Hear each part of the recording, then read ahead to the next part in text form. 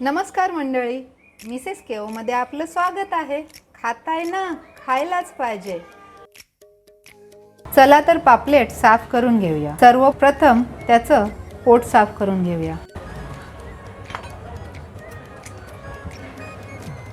आता त्याचे पंख कापून घेऊया. दुसऱ्या बाजूनेही पंख कापून घेऊया.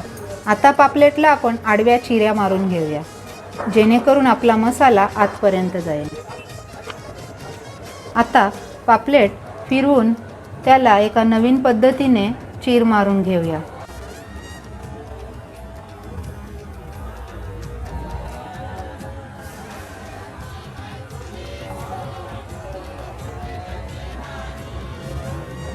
या पद्धतीने आपला मसाला अजून आतपर्यंत जाऊन आपला पापलेट अजून छान लागेल.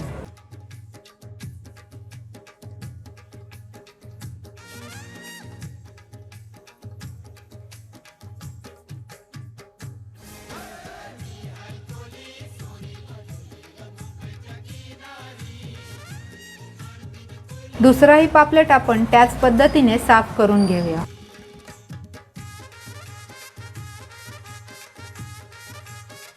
तिरक्या चिरा मारल्याने मसाला जास्त आतपर्यंत जातो.